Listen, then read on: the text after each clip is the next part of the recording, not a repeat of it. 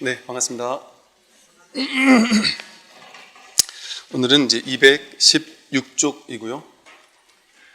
보시행에 지혜가 없으면 한 생의 영화를 누릴 뿐이고, 계행을 지키나 지혜가 없으면 잠시 천상에 태어날 뿐이며, 인욕행에 지혜가 없으면 육신이 단정한 과보를 누릴 따름이고, 힘써 노력하나 지혜가 없으면 생멸의 공덕을 일으킬 뿐이며, 참선의 지혜가 없으면 금강과도 같은 선정을 얻지 못하며, 선정의 지혜가 없으면 공연히 번뇌망상의 원인만 짓게 된다. 그러므로 지혜야말로 어둠 속의 불빛과 같음을 알라.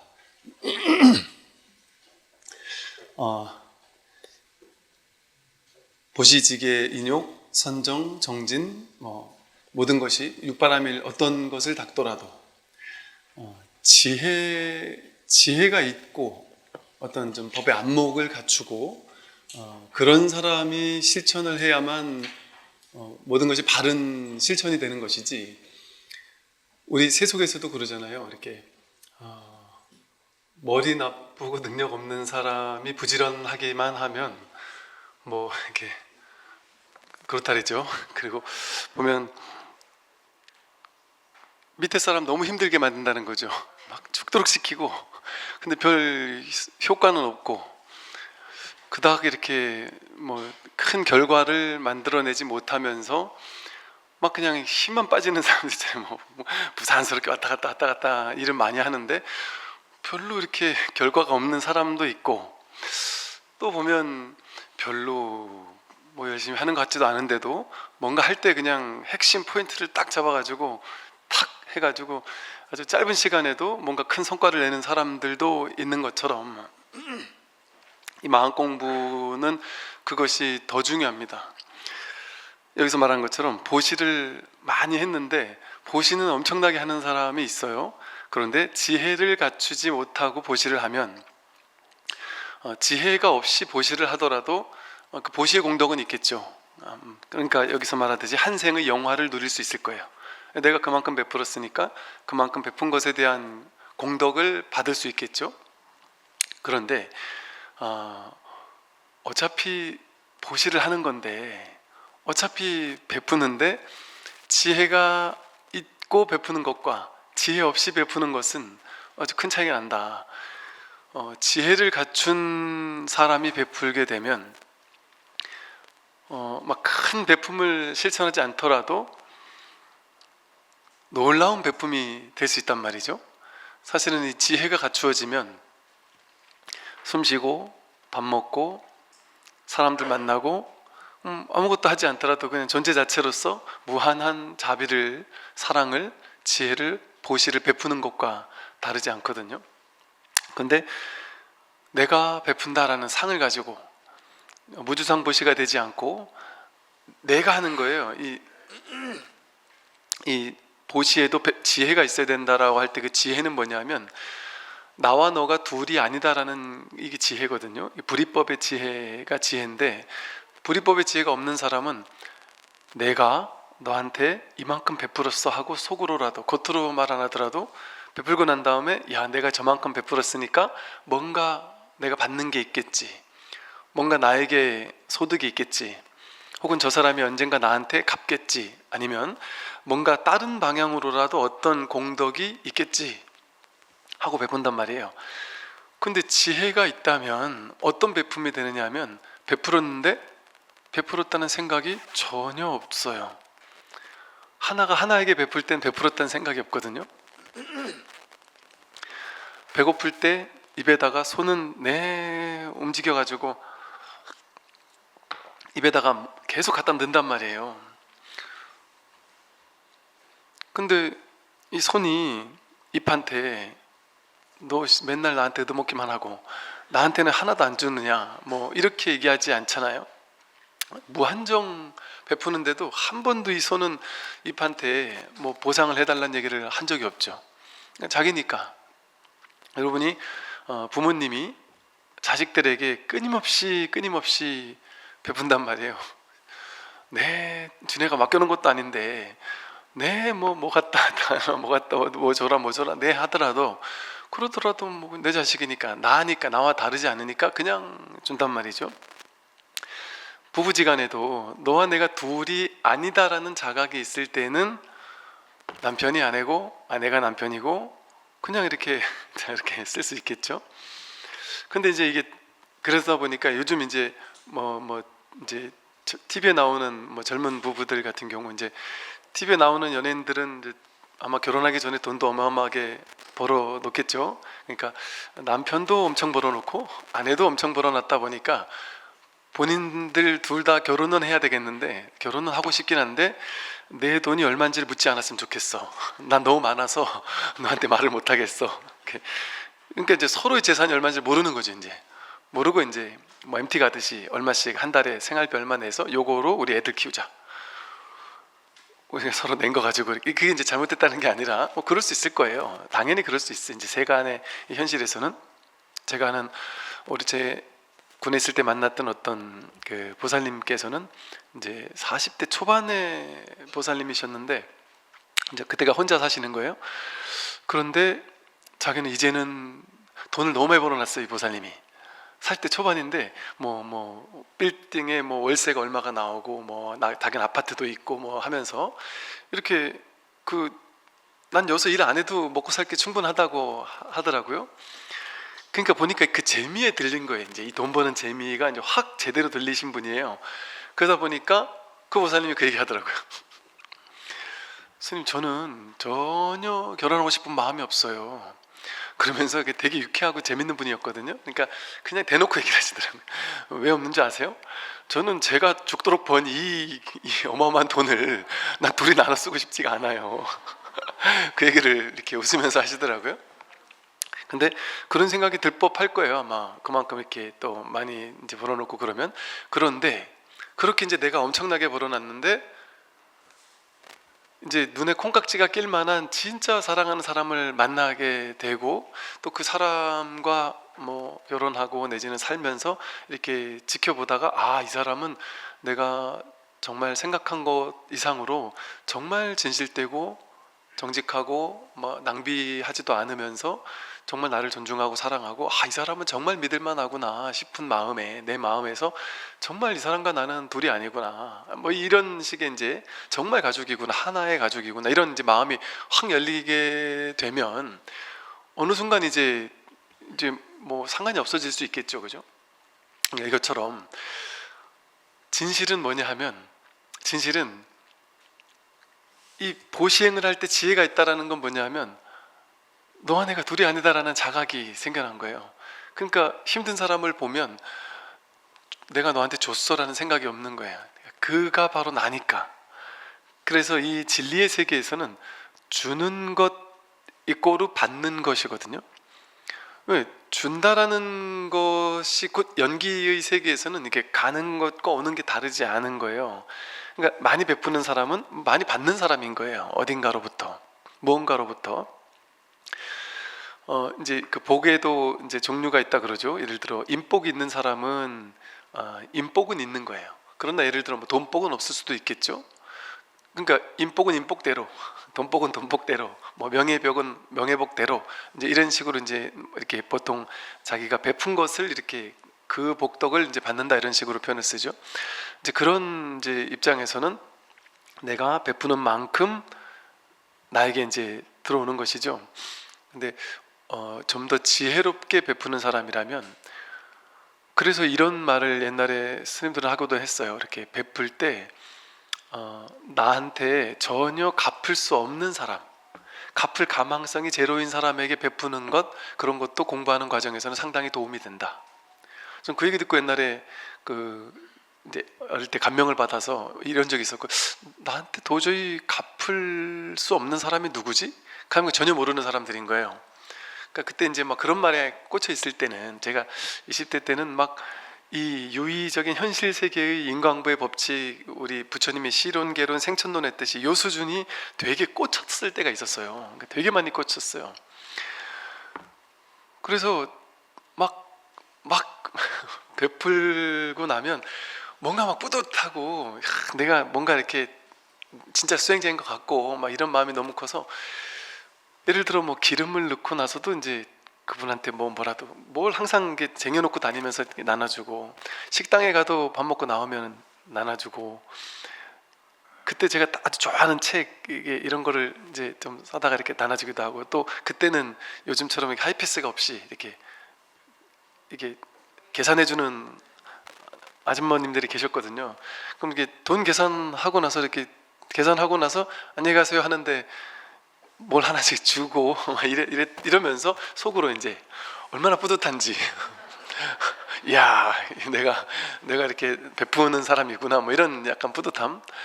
또 뭐 막 여기저기 몰래 이래저래 또 뭐 베풀고 이럴 때마다 그냥 그때 지금 이제 돌이켜 생각해 보니까 그때는 그 뿌듯함이 어디서 나오는 거냐 하면, 이게 둘이 아니라는 어떤 지혜가 없다 보니까 내가 이렇게 많이 베풀면 나도 많이 받을 거야. 그리고 이렇게 많이 베풀면 수행자니까 이렇게 베푸는 것이 정말 나는 훌륭한 사람이야, 이런 어떤 자기 위안 같은 것들도 꽤 있었던 것 같고, 어떤 이제 그런 베품이 된단 말이죠. 그런데 진짜 베품은 이제, 그런데 그런 베품도 나쁘다고는 할 수 없어요. 그러니까 이제 세간에서의 베품도 여기서 말하듯이 한 생의 영화를 누릴 수는 있어요. 내가 베푸는 만큼 받을 수 있는 거죠. 그런데 기왕이면 더 큰 베품을 하는 게 안 낫겠나는 거죠. 진짜 큰 베품, 그거는 너와 내가 둘이 아니다라는 자각에서 오는 베품이에요. 내가 베풀었는데 여러분이 여러분 자식에게 용돈 주고 뭐 내색하지 않듯이, 근데 사실은 내색하죠. 한 10년 20년 키워놓고 나서 이제 애가 크고 나서 왜 나한테 용돈 안 가져오냐, 뭐 어쩌고 저쩌고 이렇게 하고, 요즘에 TV 언론 같은 데 보면 그런 거 있잖아요. 연예인들이 돈을 자식이 어마어마하게 벌고 나면 그 가족들이나 부모나 뭐 이런 분들이 자식 결혼하는 것도 막 반대하고 결혼하면 이제 나한테 나눠주던 게 이제 마누라한테 가겠구나 해가지고 막 교묘하게 그걸 반대한다는 거죠. 저는 상담하면서 그런 사람들 실제 봤거든요. 그러니까 그 집에 이 가족 중에 그 자식 중에 한 명 자식에게 모두가 막 다 뜯어가는데 이 사람은 내 벌어다가 갖다 주는 역할만 하면서 이 사람은 결혼을 못 해요. 왜? 다 반대한대요. 내가 결혼을 하면 그걸 나눠주게 하겠어요? 그럼 이제 그게 이제 쇠뇌가 돼 버리니까 본인도 이제 그거를 굳게 믿고 있는 거예요. 아, 나는 착한 사람이고 나는 가정의 대들보 같은 사람이라서 나는 이렇게 살아야 되는 사람이야. 그리고 이제 내가 이제 뭔가를 하려고 했을 때, 뭔가 좋은 사람을 데리고 와서 인사를 시키려고 했을 때 왠지 모르게 이렇게 막 반기는 듯한 느낌이 아니더라는 거죠. 그러면서 요즘 젊은 것들은 이제 효도도 할 줄 몰라서 뭐 너 이래봐야 나중에 결혼하고 나면은 부모님한테 효도도 안 한다, 거기 획 가버린다, 이러면서 쇠뇌를 시키는 거예요. 아, 이건 절대 안 그럽니다. 아, 절대 저는 부모님이 1번이에요. 이렇게 쇠뇌를 시킨 거죠. 근데 1번이 바뀌는 거죠, 결혼하면. 사실은 그게 맞는 거죠, 사실은. 자신의 삶을 그러니까 효도를 안 하는 게 먼저, 안 해야 된다 한다는 얘기가 아니죠. 뭐가 맞다 뭐가 틀렸다 이런 얘기는 아니에요. 근데 그것이 이제 하나의 집착과 욕망이 되어 가지고 그렇게 하게 된다면, 그렇게 당하고 사는 사람들도 은근히 있을 수 있더라고요. 뭐 그 극소수겠지만 뭐 그러기도 하더라고요. 그래서 어쨌든 돌아가서요, 보시할 때도 지혜가 있으면 보시 하나를 했는데도 불구하고 무량대복의 과보가 오는 거예요. 우리는 그냥 내가 너한테 보시했어, 이거는 계산이 딱 깔리잖아요. 내가 너한테 100만 원 보시했다, 그럼 언젠가 나는 100만 원을 받게 되는, 이 정도의 과보를 받는다. 그런데 무주상 보시가 되면 나는 예를 들어 100만 원을 보시했는데 전혀 상의 없이 보시했단 말이에요. 그럼 왜냐하면 보시는요, 실제 보시라는 게 정해진 고정된 뭔가가 없어요. 예를 들어 옛날에 재화가 이렇게 뭐 조개 껍질을 가지고 서로 나누면서 이제 만약에 얘기했었다, 그런 때 같으면 조개 껍질을 주면 그게 돈 주는 거잖아요. 근데 조개 껍질 주는 게 그러면 돈이겠어요, 이를테면. 그리고 쉽게 말해 뭐가 이렇게 오고 가고 주고받고 하는 것이 나는 보시했다 생각해서 확 줬는데 상대방은 전혀 그런 걸 원하지 않을 수도 있겠죠. 난 이런 거 막 산더미처럼 갖다 줘도 싫어하는 사람도 있을 수 있겠죠, 그죠? 그러니까 그런 사람에게 나는 줬다고 생각하는데 그는 전혀 받은 게 아니고 더 싫을 수도 있겠죠. 그러니까 이 보시라는 것 자체가, 그러니까 여기서 저기로 이렇게 줬어, 이게 사실은 주고받은 것이 아니라 인연 따라, 이 세상 모든 것은 인연 따라 자기가 있어야 될 자리에 있는 거예요, 이렇게. 근데 내가 저 사람한테 줬다라는 생각이 분별이 개입된 거예요. 내가 저 사람한테 주고 싶은 건 뭐냐 하면, 인연이 이게 이제 저희로 갈 때가 된 거예요. 갈 때가 되면 내가 갑자기 막 주고 싶은 생각이 날 수 있어요.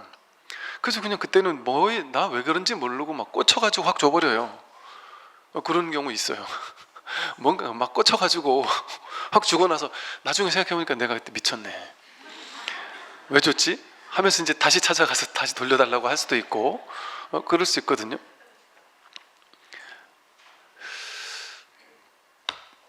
이게 내가 저 사람한테 준 게 아니고, 여러분이 돈 버는 것도 그래요. 돈 버는 거 보면 되게 신기하지 않아요?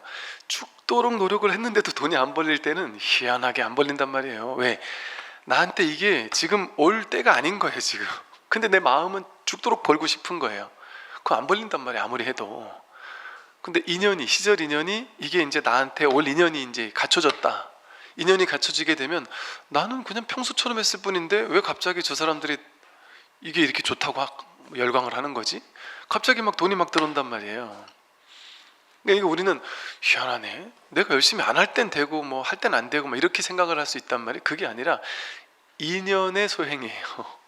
이게 올 때 되면 오고 갈 때 되면 가는데, 중생들은 거기에 생각을 개입해서 내가 열심히 해서 왔다, 뭐 어떨 땐 내가 열심히 안 했는데도 오네, 희한하네, 내가 열심히 할 땐 안 오더니, 이런 식으로 생각을 개입하는 거예요. 이 세상 모든 것들은 인연 따라 오고 인연 따라 갑니다. 여러분이 이제 내가 회사를 옮기고 싶어요, 아니면 뭐 집을 이사 가고 싶어요, 아니면 어떤 회사를 차리고 싶거나, 뭐 내가 편의점을 하나 차리고 싶거나, 뭐 짜장면집을 하나 차리고 싶거나, 예를 들어 이래서 건물을 보러 다닌다. 그러면 그게 인연이, 집착할 필요는 없어요. 그냥 마음 편하게 그냥 이거저거 보러 다니면 돼요, 그냥. 근데 이제 내 맡긴 채 보러 다니는 거니까 걱정이 없는 거예요. 근데 이걸 집착하면서 보러 다니는 사람은 어떠냐면, 뭔가 마음에 드는 게 있으면 야, 이거 불안초조해서 이거 남들이 체감 어쩌지? 막 불안초조하게 되면 이제 쉽게 말해 깎는 것도 잘 못하죠. 그 어떻게든 내가 뭔가 이걸 거기 꽂혀버리면, 집착해버리면 막 불안초조해버려요. 그래서 이게 어떻게 하다가 안 될 인연이 되면 막 화가 나요. 화가 나고 남편한테 야, 난 이거 반드시 해야 되겠어. 그래서 남편한테 막 얘기를 하는데, 남편이 야, 우리 집이 여보 당신이 생각하는 만큼 그건 너무 과해, 그건 진짜 아니야 라고 할 때, 이 집착이 돼가지고 벌써 여기 꽂혔으면 어떻겠어요? 속으로 남편이 얼마나 믿겠어요? 남편이 얼마나 무능하게 느껴지겠어요?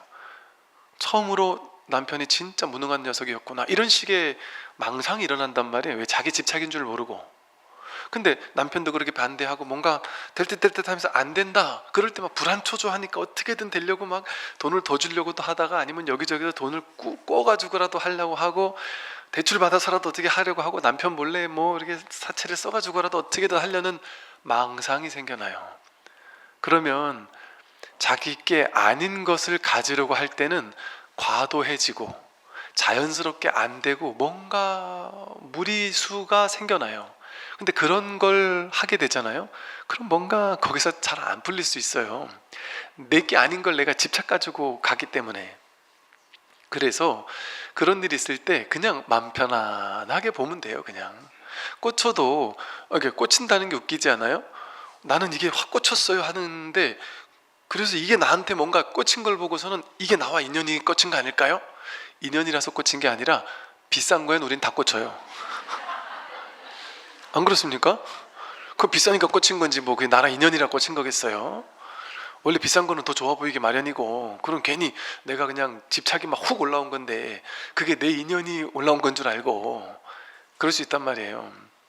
그러니까 그냥 내가 할 수 있는 범위 안에서, 안 되면 안 되는 범위 안에서, 그러니까 그게 사실은 가장 좀 어리석은 거죠. 그러니까 나는 요만큼밖에 안 되는데 과도하게 뭔가를 막 하려고 하면서 더 큰데 막 꽂혀가지고 그걸 무리수를 둘 필요. 그래서 인생을 살 때 가장 좋은 것은 자연스럽게 진행되는 일인가, 이걸 보면 돼요.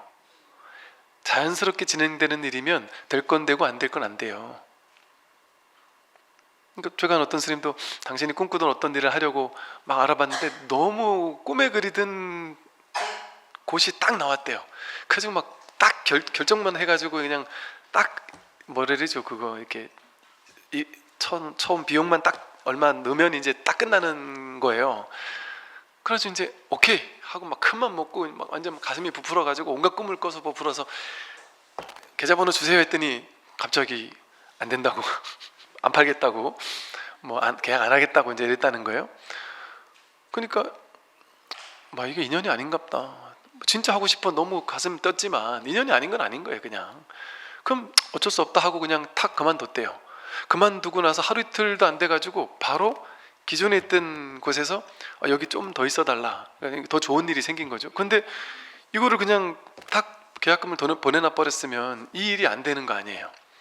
그러니까 뭔가 집착을 하게 되면 무리수가 생길 수 있어요. 그러니까 뭐 이것저것 제가 부산 우리 해운대 이거 보러 다닐 때 그냥 여기저기 모르니까, 이런 일이 한 번도 없었던, 제 인생에 한 번도 없었던 일이니까 막 그냥 막 보러 다녔어요. 보러 다니기도 하고 막 여기저기 알아보기도 하고 막 물어보기도 하고, 또 뭐 어디 부동산에 가서 이거 좀 보러 왔습니다 하러 들어갔더니 그 부동산에 젊은 뭐 이렇게 좀 큰 데인지 뭐 분들이 여러 명이 한 6, 7명이 앉아 있다가 어떤 젊은 분이 깜짝 놀라면서 스님 어떻게 해요? 그래서 막 이러더라고요. 우리 목탁사 회원이더라고요. 그래서 그런 분에게 막 이것저것 궁금한 거 물어보기도 하고, 또 이러면서 이제 배워가면서 여기저기 많이 그냥 구경을 했어요. 저는 이제 세상 공부한다 생각하고, 그러니까 뭐 모르니까 그냥 뭐 많이 보다 보면 뭔가 인연이 되지 않겠나. 그래가지고 이제 마음에 드는 데가 몇 군데가 있었는데 그거를 최종적으로 했을 때 이렇게 내부에 또 이렇게 이제 리모델링을 좀 해야 되는데 그걸 어떻게 해야 되는지, 견적이 얼마가 나오는지, 이 상황에서는 얼마 나오는지, 저 건물은 얼마 나오는지 모르잖아요. 제가 모르니까 이제 그거 하시는 분을 모시고 이제 우리 또 임원분들하고 같이 갔어요. 같이 가서 이제 서울에서부터 이제 그분이 내려오셔가지고 같이 이렇게 돌아봤단 말이에요. 몇 군데를 돌아봤는데 왠지 모르게 뭔가 이렇게 썩 마음에 드는 데가 없더라고요. 이렇게 마음에 들면 밑에가 뭐 무슨 단란주점, 노래방 막 이런 데가 막 있고, 뭔지 모르게 좀 뭔가 이렇게 확 와닿지가, 이게 신기하게 마음이 그러대요. 희한하게 건물이 뭔가 이렇게 막 주변이 막 지저분하고 뭐 유흥가가 있고 막 이러면 왠지 모르게 여기서 나도 이렇게 안정이 안 되는데 딴 사람들이 와가지고 마음 공부하러 오겠나 싶기도 하고, 뭐 그러니까 그런 걸 모든 걸 다 따지려니까 없는 거예요. 그래서 그냥 적당한데 그냥 아무데나 해야지 하고 이제 이렇게 했는데 영 이게 마음에 안 들더라고요. 근데 그분이 너무 그분도 영 마음에 안 든대요. 그래서 더 없냐고. 그래 어떻게 늦게까지 그러면 보자 해서 저녁 때까지 7, 8시까지 보다 보니까 이분이 서울 갈 차를 놓친 거예요. 그래서 어쩔 수 없이 이제 방을 하나 잡으시라고 해가지고 잡았는데 보니까 마침 해운대 쪽에 방을 하나 잡으신 거예요. 그래서 거기서 주무신다 얘기길래 그날까지 그러고 나서 마음에 안 드는 거예요. 전부 다. 그래서 그 다음날 이제 아침에 떠났는데 가서 이제 쉬시고 우리 이러고 있다 밤에 야 그냥 보내기가 너무 그냥 보내버리면 그 중에 하나 해야 되잖아요. 근데 다 마음에 안 드는 거라 그래가지고 해운대는 제가 이제 너무 비쌀 것 같아요. 아예 쳐다도 안 본 곳이었거든요. 근데 이제 그 다음날 아침에 그러면 가는 기차 가기 전에 한두 군데만 더 보자고 그러길래 그래요? 그럼 그러시죠 뭐. 그러고서 이제 여기저기 막 검색을 해봤어요. 검색을 해봤더니 의외로 이제 이렇게 주요 라인 말고 그 뒤쪽으로 조금만 가니까 그렇게 생각보다 막 이렇게 그렇지 않은 곳이, 비싸지 않고 막 이런 곳이 있더라고요. 그래서 설마 하고 그냥 거기 한 두 군데만 보자 이래서 아침에 별 생각 없이 봤는데 거기가 지금 우리 개원하게 된 곳이거든요. 그러니까 막 힘을 주고 보고 막 그럴 필요가 없더라고요. 막 심각하게 생각하고 이럴 필요가 없이 그냥 인연초가 되려고 하니까 그렇게 그냥 저절로 이렇게 인연이 이렇게 막 되려고 하면 또 그렇게 되는 것 같아요. 그러니까 이런 것처럼 사실은 이제 우리가 살면서 인연을 만나는 모든 것들도 그렇거든요. 우리 인생의 중요한 선택의 막 기로에 서 있다 이럴 때 내가 과도하게 스트레스 받거나 과도하게 긴장하거나 과도하게 뭔가 이게 머리 가슴이 뭔가 확 와닿지 않거나 이런 것들이 있을 수 있잖아요. 그러면 그냥 좀 쉬면 된단 말이에요. 왜냐하면 내가 선택한다고 생각하잖아요. 내가 선택하는 게 내가 여기나 여기나 여기 중에 하나를 선택한다 이렇게 생각하지만 사실은 내가 선택하는 게 아니에요. 자기 인연처가 어딘지는 나에게 달린 일이 아닌 거예요. 거기가 내 인연처이냐 아니냐, 그 직장이 내 인연처냐 아니냐, 그 사람과 나와 인연이 있느냐 아니냐. 여러분 결혼할 때 보세요. 결혼할 때 보면은 내가 좋아한다. 스님 저는 그 사람 만나고서 막 빛이 나고 막 뭔가 막 팍 터지던데요. 뭐 박보검 같은 사람 보면 다 터져요. 그죠? 잘생기고 멋있고 뭐 이런 사람 보면 다 반하죠. 그러니까 그게 그런다고 해서 내 인연이 아닌 거죠. 그죠? 내 인연이냐 아니냐는 그 이후에 자연스럽게 될 사람은 희한하게 된다니까요. 될 사람은. 안 될 사람은 희한하게 다 될 것 같다고도 안 되고 결혼식 직전에도 끝나고. 제가 어떤 이제 예전에 이렇게 어떤 벗들을 만나는데 옆에서 어이구 진짜 오랜만에 본다고 막 이러는데 그 옆에서 새로운 친구 와서 그 친구한테 막 야 요즘 뭐 신혼 생활 재미있어 이러면서 막 이렇게 얘기하는데 갑자기 이 친구 표정이 막 확 어두워. 직전에 며칠 전에 깨졌거든요. 결혼식 하기 직전에. 그러니까 이 얼굴이 확 어두워지고. 또 이제 우리 생도 친구 얼마 전에 이제 왔던 생도 친구가 그때 이제 우리 수련대 갔다가 짝지가 됐다 그랬잖아요. 근데 생도 친구가 또 이렇게 여자친구를 데리고 온다고 전에도 한번 데리고 왔었는데 제가 그 한 번 경험한 이후로는 이제 여자친구를 데리고 와서 소개시켜 주는데 제가 확 말을 못 하겠는 거예요. 야 생도 때 그렇게 맨날 그렇게 막 싸돌아다니 만나더니만 결국 결혼하는구나 이 말을 못 하겠더라고요. 그게 걔인지를 그때 걔가 지금 얘인지를 알 수가 없으니까 그러면서 슬쩍 스님 그때 걔 아닙니다 이렇게 슬쩍 얘기를 하는 친구도 있고 그 얘기를 안 해버리면 알 수가 없잖아요. 그러니까 그게 보면 그렇게 인연이라는 거는 우리가 부모님이 막는다고 자식 결혼 내가 막으면 될 것 같잖아요. 내가 막는다고 되는 게 아니에요. 인연이 되려면 어떻게든 되고. 그러니까 이게 그래서 이제 내가 한다가 우리의 아상이잖아요. 아상. 나다, 내 것이다, 내 맘대로 한다. 이게 이제 아상의 전형적인 아상이 살아가는 삶의 방식이거든요. 근데 그런 아상은 없어요. 무아예요, 본래가. 그러면 내가 중심이 돼서 살아가는 삶의 방식이 아닌 건 뭐예요? 내가 사는 게 아니라 인연이 사는 거예요. 인연 따라 된단 말이죠. 그러니까 나는 마음 나는 대로 마음을 내는 거예요. 그럼 마음 나는 대로 막 무엇이든 다 시도하고 노력하고 도전하고 다 한단 말이죠. 그런데 뭐 과도하게 막 꽂히고 막 이러는 것보다 그냥 자연스러운 흐름, 내 마음이 머리는 너무 좋은데 머리는 비싼 게 좋으니까 너무 좋겠지만 가슴이 뭔가 내 가슴이 흔연한가? 그런 걸 보면 어떤 자연스러운 자기 인연을 알 수가 있을 수 있거든요. 그래서 그냥 이렇게 흐름을 타고 살면 삶이 되게 가벼워요. 항상 아무 중요한 결론을 내리는 데 있어서도 그걸 막 스트레스 받으면서 내리는 게 아니라 그냥 자연스럽게 내려져요. 난 이런 마음도 낼 수 있고 저런 마음도 낼 수 있는데 그게 내 인연이 될 것 같으면 자연스럽게 저절로 그냥 돼요. 그러니까 나는 그냥 마음을 내고 그 준비하고 공부하고 뭐 이런 정도의 과정을 하면 인연이 될 만하면 저절로 이렇게 구현되는 것 같아요. 제가 살면서 보니까 저도 항상 그런 걸 많이 느끼거든요. 그러다 보니까 어느 순간부터 이제 힘을 빼고 사니까 그냥 자연스럽게 그냥 이렇게 내맡기고 살게 되니까 그 사는 게 이게 그냥 재밌는 거예요. 뭐 하나하나가 그냥 이제 뭐 그냥 즐겁고 재밌게 유쾌하게 삶에 뭐 이런 것도 배우고 저런 것도 배우면서 그냥 뭐 재미있게 이렇게 사는 것이 되거든요. 그러면 마음에 부담이 없고 마음에 스트레스가 없고 막 과도한 집착 이런 게 없어요. 근데 과도한 집착과 욕망과 이런 걸 따라가고 살게 되면 막 뭐 하나 집 하나 사고 파는 거 가지고 막 가족이 막 대판 싸우고 네가 이거밖에 안 되냐, 뭐 우리는 왜 이렇게만 살아야 되느냐, 막 울고불고 하면서 이런 그 비본질적인 쓸데없는 분별 망상에 막 이제 생겨날 수가 있는 것이죠. 그래서 무엇을 하더라도 지혜가 있게 되면, 지혜는 내가 한다 하는 게 아닌 거예요. 아, 인연이 그냥 인연 따라 이렇게 되는구나. 부처님이 깨달은 지혜가 인연법, 연기법이잖아요. 인연 따라 되는구나. 거기 나라는 걸 개입할 수 없구나. 그렇게 내맡겨 버리면 무엇을 하더라도 그 지혜가 삶을 끌고 가게 돼요. 그러니까 무엇을 하더라도 함이 없이 하게 돼요. 하는데 과도함이 없어요. 반드시 해야 된다는 생각도 없고 반드시 하면 안 된다는 생각도 없어요.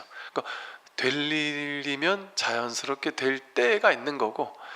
그러니까 저는 뭐 이런 얘기 많이 들었거든요. 옛날에 꽤 된 얘기지만 어떤 거사님이 뭐 어디 되게 잘 사는 동네에 이제 집을 내놨대요. 근데 그분이 내놨는데 이걸 좀 빨리 팔아야 되니까 좀 이게 빨리 팔긴 팔아야 되는데 자신이 뭐 이렇게 좀 어느 가격 이상은 받아야 되겠다는 게 생각했을 거 아니에요. 그러니까 그 가격으로 그냥 내놨대요. 근데 그게 그렇게까지 비싼 건 아니었지만 그래도 내가 받을 만큼 받아야지 하고 이렇게 내놨으니까 안 나가더래요. 근데 이제 당신이 막 그렇게 급한 게 없었던 거예요. 그러니까 이게 너무 급하면 어때요? 너무 급하면 막 어쨌든 막 싸게 내놔야 되잖아요. 근데 이분은 막 그렇게 급한 것도 없었다 그래요. 그러니까 그냥 내놓고 잊어버렸대요. 내놓고 나서 그냥 잊어버렸더니 몇 년 가까이 안 팔리더래요. 근데 팔리려고 하니까 갑자기 누가 집을 보러, 진짜 오랜만에 집을 보러 온다길래 아, 나 참 집 내놨었지. 그래서 아, 팔리면 좋긴 좋겠다 하고 그냥 보러 오게 했대요. 예전에 처음에 막 어떻게든 하려고 할 때는 집 보러 오더라도 안 팔리더라는 거죠. 그런데 정말 오랜만에 집 보러 딱 왔는데 이게 지금 보니까 딴 데 집 내놓은 사람들이 옛날에 내가 내놓은 것보다 훨씬 좀 싸게 내놓은 게 많더래요. 근데 이걸 집 보러 온 것 자체도 이전에 좀 신기했고 조금 약간 좀 비싼데도 불구하고, 그러니까 이제 뭐 더 좋은 데인가에서 아마 보러 왔겠죠. 집 보러 왔는데 그게 그날 바로 팔려버렸는데, 그 전에 아무리 봐도 안 팔리다가 그날 팔렸는데 그 신기하대요. 저도 그 얘기 듣고, 이분이 그 불교 공부를 열심히 하는 분이었는데 자기는 집을 이렇게 꾸며놨지만 집에 방 하나 뭐 하고 베란다 쪽을 자신 수행방으로, 공부하는 수행방으로 딱 해놓고 부처님들에 모셔놓고 또 이렇게 베란다 쪽에는 이렇게 백팔배할 수 있는 방석하고 이렇게 해놓고 이렇게 수행처처럼 명상하는 것처럼 이렇게 딱 꾸며놨대요. 근데 그 집 보러 오신 분이 그걸 보고서는 확 꽂혀가지고, 그거 내 것도 아닌데 확 꽂혀가지고는 아니 뭐 불교신가 봐요 뭐 이러면서 얘기를 하다 보니까 아, 내가 뭐 불교 공부를 하고 뭐 마음 공부를 하고, 그런 거 알고 보니까 이분이 뭐 이제 서울의 큰 절의 신도 회장 출신이신 거예요. 그 집 보러 오신 분이. 그래서 야, 정말 젊으신 분이 참 훌륭하시네요 하면서 아, 나도 여기 어디 절에 이렇게 하는데 진짜 이 공부하는 그 수행자 집 같은 느낌이 나네요 이러면서 막 그렇게 좋아하더래요. 그러더니 깎지도 않고 그냥 사버리더래요. 그러니까 그분이 야, 진짜 인연이 되려면 진짜 이렇게도 될 수 있구나 뭐 이런 말을 하더라는 거죠. 그러니까 이게 사람이 그러니까 희한한 거죠. 인연이 되려고 하면, 여러분 그러잖아요. 유치원생들 제가 옛날에 그런 말을 많이 했거든요. 우리 군에 있는 젊은 부부들한테 유치원생이나 초등학생이라고 해서 애들 무시할 게 아니다. 엄마 아빠가 어느 유치원을 보낼까 막 고민하다가 도저히 답이 안 나오면 뭐 대여섯 개 여러 개 가보고 나서 그 중에 한 2개 추려질 거 아니냐. 그러면 둘이서 고민해가지고 답이 안 나오면 애를 데려가서 물어보세요. 그랬더니 진짜로 애를 데려가서 물어봤더니 그 아이는 너무나도 선명하게 답을 딱 내버리더래요. 너 A 갈래? B 갈래? 말도 할 거 무조건 A. 난 B는 안 갈래 이러더래요. 그래서 그냥 A를 보냈대요. 근데 마침 그러고 나서 다니다가 나중에 보니까 되게 좋은 곳이었대요. 그래서 정말 잘 됐다 해서 신기해서 야, 너 어떻게 A를 선택했어? 그랬더니 그 아이는 아무 생각이 없었던 거예요. 뭐 이게 뭐 좋고 나쁘고 뭐 이런 거 아무 생각 없고 탁 들어가는 1층 로비에 자기가 좋아하는 인형 캐릭터가 이렇게 있는 걸 보고는 난 여기 갈래 이랬던 거예요. 그게 나를 맞아주니까. 그럼 그거는 우리는 어떻게 생각하냐면, 스님 그거는 너무 비논리적이고 논리도 없고 아무것도 없고 그걸 가지고 그럼 그걸 따르란 말이에요? 이렇게 우리는 생각할 수 있잖아요, 그죠? 어른은 안 그렇습니까? 어른은 막 그렇게 지극히 논리적입니까? 어른들 논리적이지 않아요. 어른들도 자기가 꽂히는 뭐 하나에 괜히 꽂혀가지고 그 집이 갑자기 꽂히고, 아까 그분처럼 그 명상실 본인 것도 아닌데 놔두고 갈 것도 아닌데 거기 꽂히고 그 사람한테 꽂히니까 그냥 괜히 사고 싶은 거예요. 그 사람이 아무리 좋은들 내가 집 사고 파는 거랑 상관없잖아요. 근데 그런 거에 꽂힐 수 있다니까요. 그게 이게 꽂히는 것도 어찌 보면 인연일 경우에는 그렇게 어이없는 곳에서 그럴 수 있고요. 뭐 어떤 분들은 그런다래요. 제가 막 이사 갈 때 그냥 손 있는 날 뭐 싼 날 그냥 가세요, 뭐 이런 식으로 얘기하고 막 이랬더니 어떤 분이 그러더라고요. 이게 뭐 집 보러 올 때는요, 스님 이렇게 집에 뭐 있대요. 이렇게 뭘 이렇게 뭐 걸어놓고 뭐 이렇게 그런 게 있대요. 뭐가 이렇게 살짝 걸어놓으면은 칼인가 하여간 뭘 이렇게 걸어놓고 하면 뭐 더 잘 나간다, 이런 생각을 믿고 있는 사람들도 있다니까요. 그러니까 그런 그 유치원생보다 더 어찌 보면 좀 어이없는 생각인데도 그걸 믿고 그러는 사람도 있고, 또 그러니까 이게 막 사람마다 이게 알 수가 없는 거예요. 자기가 그냥 뭔가 이렇게 아무것도 아닌데 그냥 그게 그냥 하나가 뭔가 이렇게 뭔가 확 와닿는 이런 것들도 있단 말이죠. 이제 그런 것들은 이제 내 생각이 감지하지 못하는 인연들 있잖아요. 생각은 분별밖에 모르잖아요. 근데 이제 이 인연은 생각 가지고 어떻게 할 수 있는 뭔가가 아니니까, 생각이 감지되지 못한 그러나 나의 인연처라든가 나의 인연을 만날 때는 그렇게 내가 전혀 생각해보지 않았던, 와 저는 그쪽 갈 거라고는 상상도 못했는데요 하는 사람이 있거든요. 나는 요런 쪽으로 회사를 한번 알아봐야지 했는데, 그래서 여기 회사 알아보다가 오는 길에 별로 마음에 안 들어서 딴 데도 한번 그냥 물어나 볼까 하고 이렇게 쓱 들어가서 구경하러 들어갔다가 거기와 인연되는 일들도 있을 수 있고, 예를 들면 막 이런 것처럼 과도하게 내가 잘 할 수 있을 거야, 내가 올바른 선택을 내릴 수 있을 거야, 그럴 수 없어요. 그건 나에게 달린 일이 아니에요. 그냥 나는 최선을 다할 뿐, 결과는 나는 한 번도 생각해보지 못했는데 어떻게 인연이 나를 그쪽으로 이끌었어, 이럴 수 있거든요. 또 그 사람을 만나러 갔는데 그 사람이 당신은 우리 회사 좀 적절하지 않네요 해가지고 막 괴로웠는데, 야 당신 내가 면접해보니까 우리 옆에 이런 회사가 있는데 거기 한번 가보세요, 그래가지고 예를 들어 거기 될 수도 있는 거죠. 알 수가 없는 거죠.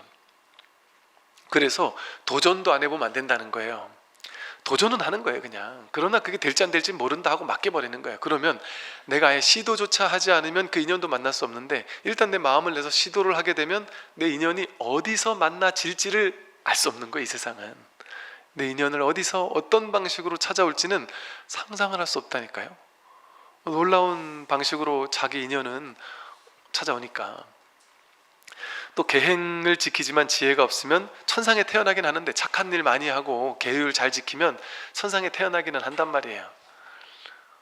근데 계율을 지키더라도 계율을 절대적으로 지켜야 돼 하는 게 뭐냐면 어리석음으로 계율을 지키는 거예요. 그러니까 지혜가 없이 계율을 지키는 거예요. 그러니까 이게 좀 어려운 말일 수 있는데, 진짜 계율을 지키는 거는 계율에 얽매이지 않게 되거든요. 진짜 지혜 있는 사람은 유마경에서 말하듯이 진짜 지혜가 있으면 이제 계율이 나를 따라와요. 내가 계율을 쫓아다니는 게 아니라, 어리석을 땐 내가 계율을 쫓아다니면서 나를 계율에 맞춰야 되는데, 조금 지혜가 생기게 되면 계율을 개차법, 열고 닫을 줄 아는 지혜가 생겨요. 이 계율은 내가 지켜야 되겠다 할 때를 알고, 이건 내가 지금 어겨도 되겠구나 할 때를 안단 말이에요. 자기가. 그걸 왜 알아야 될까요?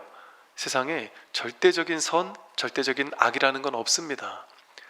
근데 그냥 누구나 알만한 보편적인, 다수가 공감할 만한 선악은 있죠. 그러니까 그걸 가지고 부처님은 계율이라는 걸 임시방편으로 정해놓은 것뿐이지 그것만이 절대 진실이라서 그런 계율을 정해놓은 게 아니거든요.